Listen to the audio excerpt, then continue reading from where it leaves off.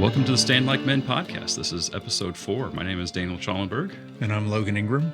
And we're glad that you're here. Today we're going to be talking about fear. So Logan, talk about it. All right. So last time we talked about toxic masculinity.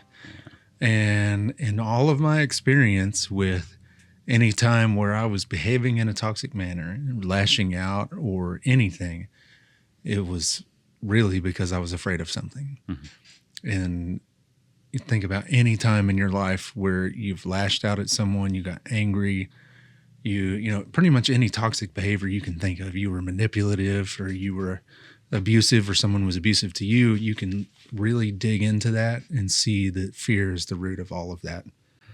All right. So what are we afraid of? Like, what are fear of what? All right. So I'm gonna run down a list of Go for it.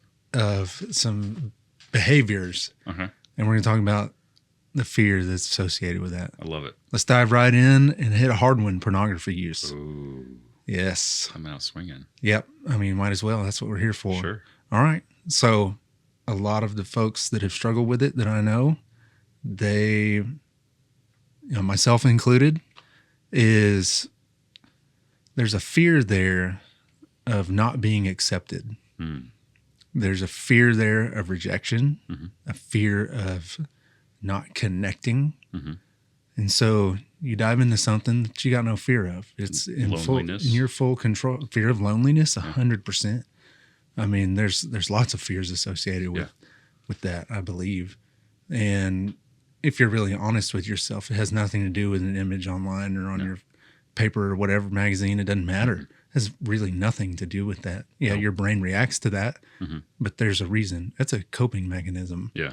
In almost every instance that I've seen, it's a coping mechanism. Mm-hmm. All right, talk about abuse. I know people who were abused growing up. Guess what they do? They abuse sometimes. And if they haven't dealt with it, yes, that's what they do. They say, well, I will never allow that to happen to me again. Mm-hmm. So here's the steps I'm going to take. I'm going to be proactive and make sure that doesn't ever happen to me. And normally that comes out in being abusive, manipulating, being manipulative. Mm-hmm. I've seen the exact same thing. Oh, yeah. People who are super manipulative were probably manipulated really badly when they were younger. I don't ever want that to happen to me, so I'm going to manipulate the situation and create my own reality through this situation. Drug and alcohol use. Mm-hmm. It can start out as what you think is just, I'm going to do this because all my buddies are doing it. Well, guess what? You're afraid of being left out. Mm-hmm. You're afraid of being called a loser. You're afraid of being called a wimp, whatever it was. We grew up with DARE and all of that stuff. Peer pressure was a huge preaching point there. And that's true.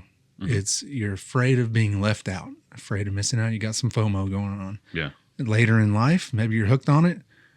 A lot of people that I've seen, they've grown up with, because I have worked in psychiatric care alongside the dual diagnosis stuff, alcohol and drug abuse. Mm-hmm. A lot of those people use drugs and alcohol to escape. Mm-hmm. They are afraid of living in reality. And so they escape to Wonderland. Mm-hmm. That's exactly what it's for. You can talk to them about it. They're deathly afraid of waking up every day and having a clear head because of the abuse they've suffered or whatever else it might be. They just have a rough life. Yeah. They don't want to be reminded of all of their mistakes. Yeah. So they escape. And so every time that I've lashed out that I can think of, it's from fear. Mm-hmm. I've been guilty of lashing out at one of my sons before. Mm-hmm. I can't even remember what it was for. All I know is that when he did whatever he did, it took me back to when I was 9 or 10, and I got made fun of for that thing. Mm-hmm. And I caught myself in that moment getting really aggravated with him. Why are you doing that? Why are you doing that? Yeah. Just so afraid my son is going to be like me. Yeah. My son is going to be bullied because of this. Don't do that. Don't do that. You can't do that. And I'm ashamed of that I can't believe I reacted that way. Yeah. And it was 100% out of fear. And I talked about this with one of my buddies on Monday. He was having a disagreement with his wife about something, and it was pretty much something we all do. Your wife says, hey, can you do this thing? Can you change the light bulb? Can you, whatever, change the oil in my car, whatever it is? And you say, yeah, I can do that. And then stuff gets caught up and they go, you know what, I'll just do it myself or have someone else do it. Mm-hmm. Well, going back to the assuming people, assuming the good and are out for your good, your wife, I know what my reaction is because I've had the exact same thing. Mm-hmm. My wife says, fine, I'll do it. Yeah. My immediate reaction is anger. Yeah. But I know why. It has nothing to do with really anything except for I'm afraid that she thinks I'm an idiot. Mm-hmm. I'm afraid that she thinks I am this person I used to be who didn't follow through with what I said. And I had all these fears pile on me just a few weeks ago. It's the same thing. I was so afraid that I was still the man I was a couple years ago. Mm-hmm. And it just wrecked me. It was awful. And I was lashing out. I wasn't being violent or abusive or anything, but I was isolating and just being short with everyone. And how are we supposed to get through life like that? Mm-hmm. We cannot go through life being afraid. And I can promise you, as one of the most afraid people on the planet, at least one that I knew, I've missed out on tons and tons of life experiences because I was deathly afraid. Guys, it took me 8 years to ask my wife out on a date. 8 years. 8. She didn't finally said yes. I finally asked and she said yes. And it was stupid. Okay, I'll lay this out just really, really fast. All right. Well, I'm interested. My wife invited me to her homecoming, and I still wouldn't ask her out because I was afraid she would say no. It's stupid. Just dumb. And looking on the outside in now, it's like, what is wrong with you? But it was a crippling fear. Yeah. I played football all the way through college, and I still remember there were instances where I would, especially when I was younger, like in high school, I would work my butt off, literally work harder than everyone on the team. And for whatever reason, because I was uncoordinated and still growing and all of that stuff, I didn't get to play. Mm-hmm. And so in my mind, I was seeing all of this work doesn't pay off. Mm-hmm. Like I work my butt off and I work harder than everybody else. And I still don't get where I want to go. I'm not playing. I'm not starting, whatever it was. And so when I did start to get a little bit better and start to play, I kind of stopped because I still had that memory. I say, if I worked harder than everyone else like I did back then, it's not going to make a difference. Mm-hmm. Whatever I do is not going to make a difference. And so I probably didn't do as well as I could have. And I did end up getting to play and all that stuff, but I don't think I reached my full potential. And it was 100% because I was afraid of working that hard and not getting there. Mm-hmm. I know I'm getting really long-winded and not letting you talk. No, you're great. But my best friend lost his marriage out of fear. Mm-hmm. It was insane to watch. Like, I love him to death, but I wanted to knock his teeth out in this. And I don't know if he'll ever listen to this or not. And he told me, he admitted it, that he was so afraid of working towards saving his marriage that if it didn't work out, that he would feel all of that shame and say, I worked so hard. I gave everything I had and it still doesn't work out. Mm-hmm. So he just didn't. He was that afraid. He lost his marriage because he was afraid of losing his marriage. Isn't that crazy? Yeah. But that's what we do. Mm-hmm. That's what I did. I was so afraid of not playing that I lost out on playing. Mm-hmm. I was so afraid of my wife not saying yes to me dating that I missed out on 8 years. and I've lost businesses. I've lost relationships with partners. I've lost relationships with girls. Even before we started dating, there were plenty of girls I didn't ask out. There was, I'm trying to think of tons of other relationships, just people in my life. My fear was, they're not going to like me. They're not going to want to be my friend. And so I just didn't even try. Mm-hmm. And growing up now, knowing what I know now, It's like, that was so ridiculous. Like Yeah. I lost out on so many experiences throughout my life because of fear. Mm-hmm. And like we talked about on the last episode, doing the hard things. Mm-hmm. Well, addressing fear is hard. Yeah. But bringing those fears to light and dealing with them is really hard. But I got to a point where I couldn't look at the loved ones in my life and go, I'm sorry I wasn't better, Mm-hmm. because it was hard. Mm-hmm. That's not acceptable to me. No. It's to say, I'm sorry I couldn't be a better dad, a better husband, a better business partner, a better whatever, because it was just a little too hard. Yeah. It's not acceptable. What you were just talking about reminded me of a quote from a guy that he works on YouTube. Our listener probably hasn't watched any of his videos, but he had taken a break for years. He just did little tutorial videos. He came back and he just kind of did I think he said that he was going to try and get back into making videos. He never did. But he was just talking about what we're talking about. He's just afraid, and he wanted to be better, and he was afraid that he wasn't a good husband. He was afraid he wasn't a good father. He was afraid he wasn't a good businessman and a good, he's just afraid. And so one of the things he said was, instead of risking failure, you're condemning yourself to the failure. He's like, I was so afraid that by doing all of these things, that if I fought for this, then I would fail. Then I just didn't do it. Well, there's shame attached to that. There's definitely shame. And it's not real, but it's perceived. Yes. Yeah. There's perceived shame. And we think, if I go through all of this, then it's going to feel worse. It's going to hurt worse. And so I'm just not going to do it. And it's like, when you take that attitude, you're condemning yourself to fail anyway. At least if you're fighting for your marriage, or if you're fighting for whatever, there's a chance that it doesn't fail. But if you're so afraid of the hurt that you might feel if it fails, that you just don't even fight for it, like that, you're condemning yourself to that failure. Yeah. And there's no other option except for that failure. It takes work to be it takes work to be a father. It takes work to be a husband.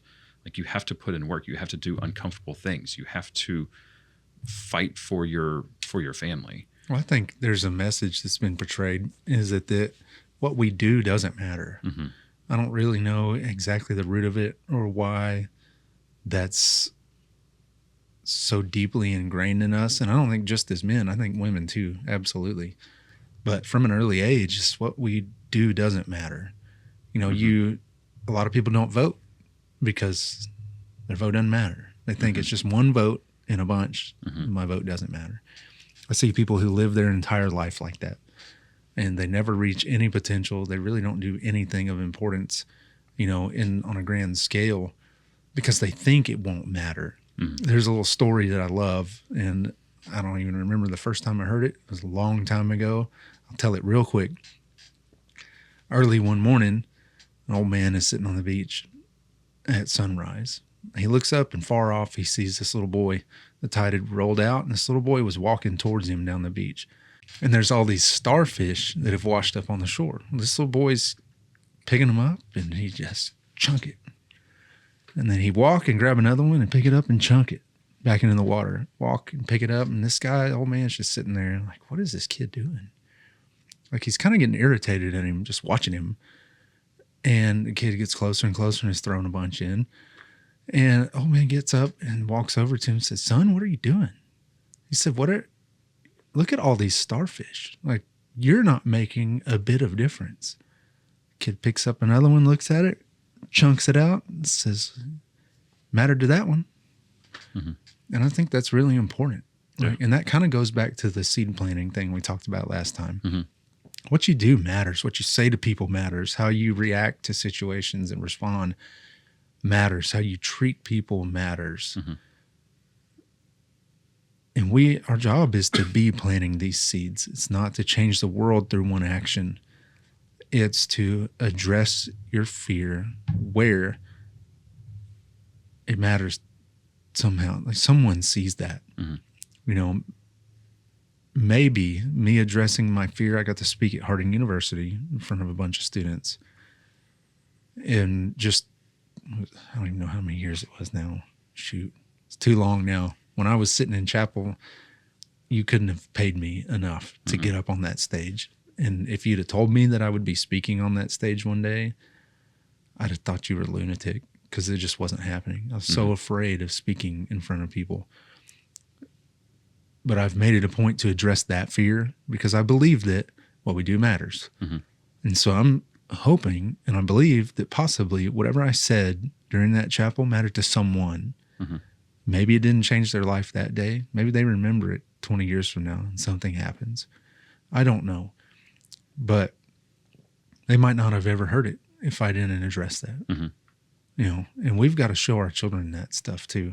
We've got to show our wives that we're not going to let fear rule our lives. I've lost my wife's respect before a couple of times because I was too afraid.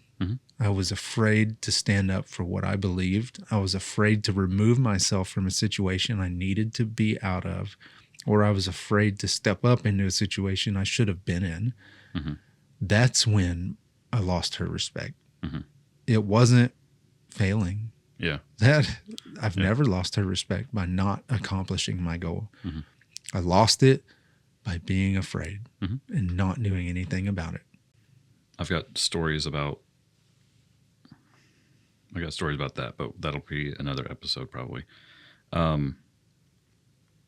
So you're talking about like what we do matters, and we may not be able to clear the beach of all the starfish, but the little things that we do still matters. And one thing that my wife and I have kind of settled into this in our relationship, where we don't really do grand gestures. Like for our anniversary is June 20th. So for our anniversary and for Valentine's Day, we'll try to go out on a date. But usually it's just like we go to Chick-fil-A or we go to another establishment and we eat. But oftentimes we end the night by going shopping because like we need groceries, we need milk, or we need whatever. We don't do grand gestures on Valentine's Day or anniversary. And not because like we don't love each other, but because our focus is not on those nights. And the way I tell other people, because they're like, oh, it's your anniversary. I'm like, it's okay. Like my wife will understand if such and so happens.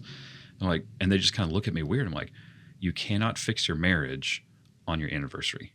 You cannot save your marriage on Valentine's Day. No grand gesture is going to save your marriage.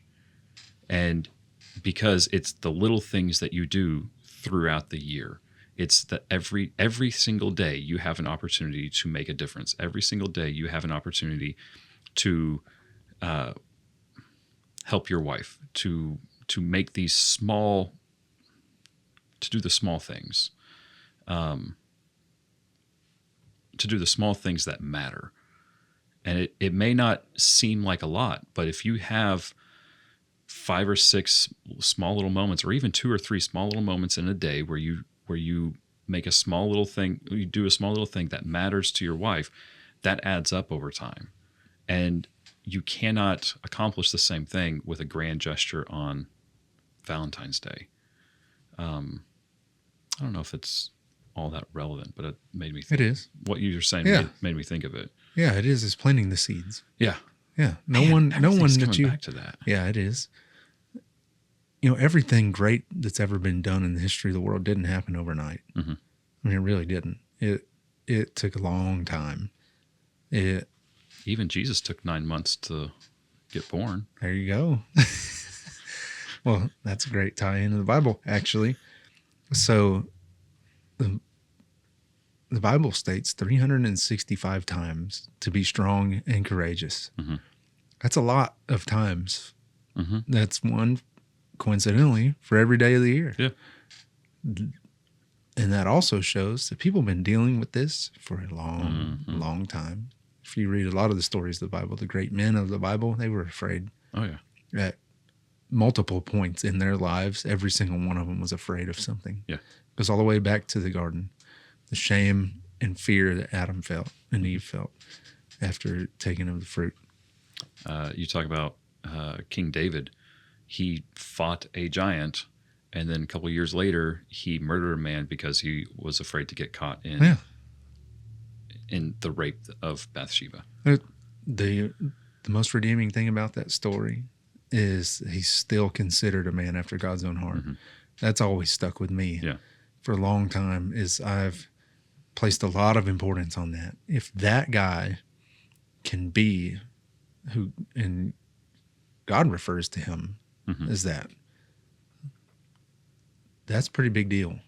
If he can be such a sinner and make that many mistakes and be a failure, quote unquote, and still be a man after God's own heart and be listed in Jesus' lineage and be listed as one of the greatest men the world's ever known, that's pretty encouraging to me. Yeah. One thing is, we got to stop being afraid of our family. And we got to stop being afraid of failing our family, because like we've talked about, like when we're afraid of failure, we're almost condemning ourselves to that failure. Yeah. One thing I want to talk about is, or you were talking about like getting onto your son for doing something that caused you to get bullied when you were a kid. And like I've got dozens of stories that are the exact same thing. One thing we should do is we should apologize to our children when we screw up. Oh man, and that's huge, and we're so afraid of doing that. It's so hard because my parents, I don't remember when a time that my parents apologized to me. I'm sure it happened. They're good people. Father's a good man. My mom's a good woman. Like, they're good Christian people. Like, I'm confident that they did at some point. I don't remember it. I remember one or two that my dad did, and not a single one my mom did. Yeah. And I think the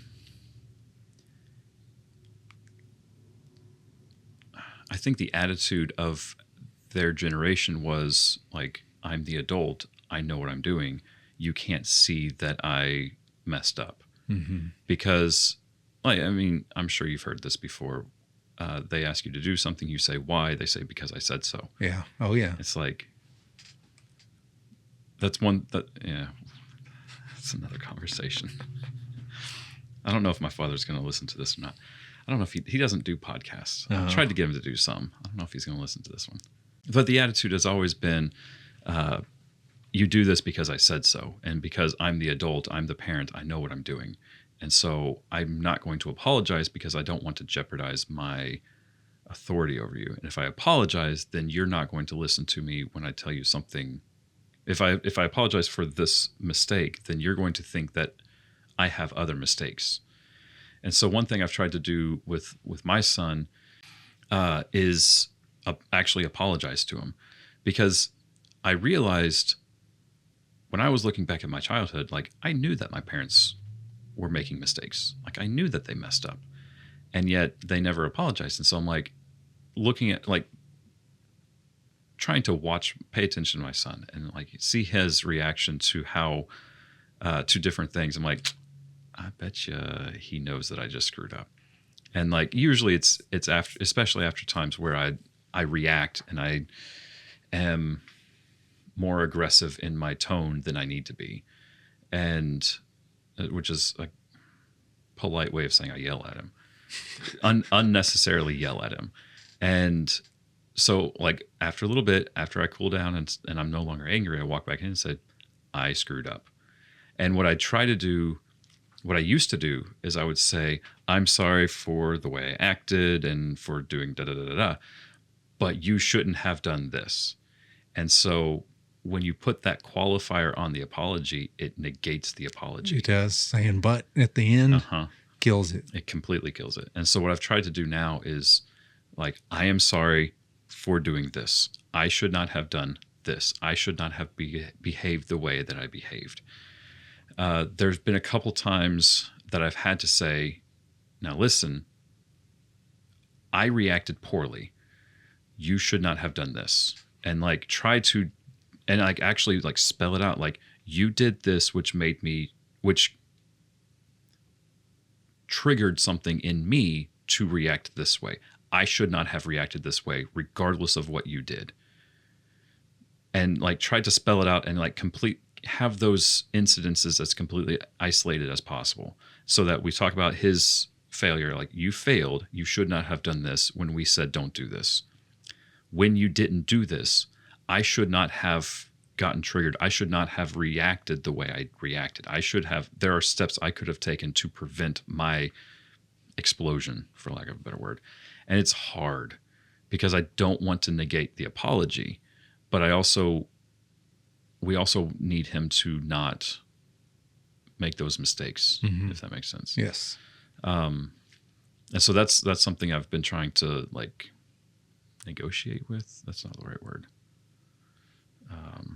Yeah, that's something navigate. That's the word. Oh, there you that's go. something I've been trying to navigate recently, is like, how do I correct him while also apologizing for my own failure? And the thing is, like,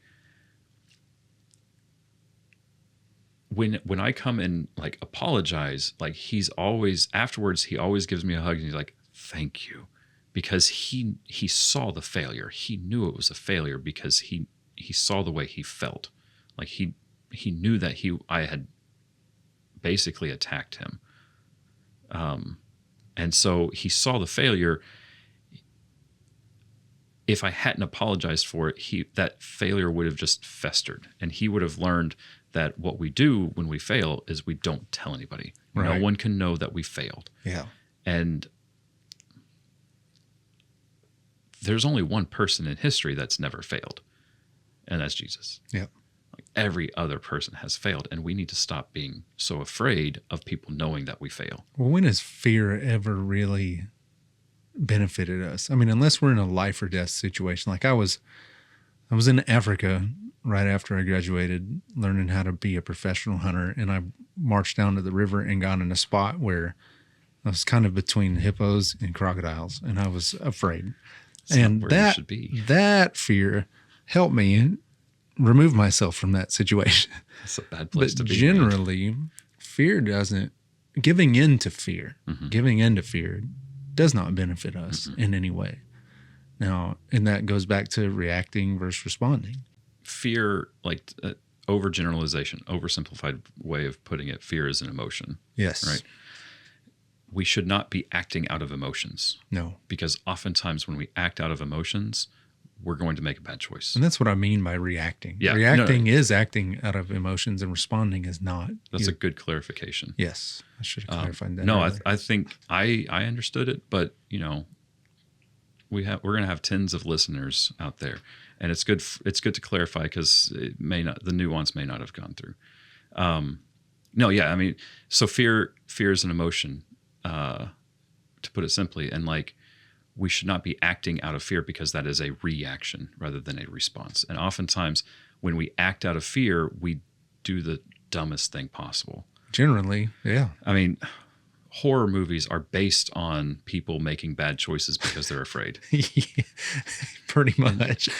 Why would you hide there? It's the same with any emotion. We should not be acting out of emotions. We've got to recognize these Yes. as they're coming. Fear. That's anger. the only way to address them, is recognize. This is an emotion, and it's taking a moment to process the emotion and then move on. I think for too long our culture has said that men should not have emotions other than happy. Yep. Or amorous, trying to make it family friendly. Men shouldn't have emotion other than anger or happy. Like, those are the only two emotions that we're allowed to have. We're not allowed to have sad. We're not allowed to have fear. And it's like, that's wrong, because, like, men have the same emotions that everybody else has, and we shouldn't be saying that we don't. But I think it's a coping mechanism again. It is. I think it's just a reaction to the fear of, if I have more emotions than anger and happy, then I'm afraid that people are going to think less of me. Fear can cause lots of insecurities, and that is caused by lots of things. You know, imposter syndrome is one, where we get in a situation and we're so afraid that people are going to find out that we're a fraud. And so we're going to talk about some of that on the next episode. When we start to address this thing that we're calling fear, insecurity, whatever you want to call it, it's going to get tougher. That's just what happens. When you, like when I first started speaking, there was like months where I was just in constant anxiety because I knew I had to speak the next week or the next day or whatever it was. It's amazing how far I've come where that's not a problem. But it gets a little worse before it gets better. When you're trying to do something big, it gets a little harder right at the beginning. And then slowly you start to chip away at it, and it gets easier and easier. And it doesn't mean that bad days aren't going to come and you're not going to ever be afraid again. That's not at all what it means. What it means is, though, that you are addressing those fears, and we have to do that. And so get ready. If you are going to make a conscious decision to start addressing some of these fears, you can do them one little step at a time, but you're going to feel it. A couple of things that I've done to, again, planting seeds. We're not trying to change our lives all in one day. I started with a few small things. Last 4th of July, I've never jumped off anything more than barely a high dive, like at a pool. I've never cliff jumped, which is incredible because we have good cliffs like an hour from here that all my buddies in college went and did, and I wouldn't do it. I was too afraid. Well, I decided, you know what? I'm sick of living this life of fear. I'm going to start chipping away. No, I'm not going to go speak to 4,000 people today. I'm going to jump off that rock. And I did. And it was incredible. I didn't die. And, this most of our fears are irrational, because that was my fear. I'm going to die. If I jump off a rock that high, then what other outcome is there than me dying? And I didn't. And so that just kind of knocked that little piece off. And then I said, you know what? I'm going to go talk to that person who's not talking to me first. That used to scare me to death. So I'm not going to go change the world today. I'm going to go talk to one person that didn't address me first, and just start small talk. Man, life changing. Yeah. And it's incredible, the epiphanies that you'll have doing this. You don't have to go and fix all of your fears today. Start chipping away at them. Start with one. Say, I'm going to address that one tomorrow. I'm going to do this today. Little bitty stuff. And eventually it will snowball. Oh, yeah. And if you're pushing, you can always do, well, I'm going to do that tomorrow. Well, it didn't fix me. I'm not doing that again. Yeah. We can't do that. No. But we have to address our fears. And yes, it was addressing that fear of cliff diving. Like, it was pretty stinking high. It was the highest one at that spot. And it was high. And I'm not saying that because I've never done it, because I watch other people do it. I was just too afraid to do it myself. And it's one of the highest ones I've seen. And I was scared to death. So avoiding wasn't ever the answer, because by avoiding, I would just, every time someone would say, hey man, let's go jump. Oh, fear immediately. So now, instead of that, I'm just be like, I did one way higher than that. Either I don't want to or I do. It's no big deal. I don't feel that fear all the time now. Maybe you feel it real big like I did when I jumped off, but it's growth. It's never going to be that big again. Yeah. It's growth. Yes. We live in a comfort zone, and it's our responsibility. And like what we're talking about here is do the uncomfortable thing. Do the thing that we're afraid of, which is outside our comfort zone. And we're just stretching a little bit, sitting in that fear for a moment, saying, I'm not going to be controlled by this fear. I'm not going to be afraid of apologizing to my son. I'm not going to be afraid of showing my family that I'm a failure. I'm not going to be afraid of this cliff or whatever. I'm going to sit in this fear, and I'm going to stretch. And then your comfort zone gets a little bit bigger. And then you say, all right, what's my next fear? My next fear of failure, my next fear of whatever. And you're just constantly stretching that comfort zone. It's amazing how you can get addicted to doing that, though, too. Like now it's exhilarating a little bit for me. say, oh, I'm going to get to go do something new. Mhm. And that's weird for me. Yeah. Like Logan, 20, 30-year-old Logan wouldn't know who I am anymore. Mhm. Like his mind would be blown. I promise. It's addicting because you're not afraid of it anymore. These challenges are now opportunities. That's a great point right there. And Huge point. When you're afraid of when you are faced with challenges, if you're afraid, you're going to see it as a threat. But a challenge or a change is not necessarily a threat; it's an opportunity. I love that. So next episode, we're going to be talking about imposter syndrome. It kind of ties very nicely with fear. Fear goes straight into the imposter syndrome, and we talked about that a little bit earlier. But like, we're gonna try and get a deep dive into imposter syndrome and hopefully help you address it a little bit, because everyone feels it, even if you act like you don't, or other people act like it. You constantly feel it. Constantly. And it's one of those things we have to address. Mm-hmm. So we're going to do it right here.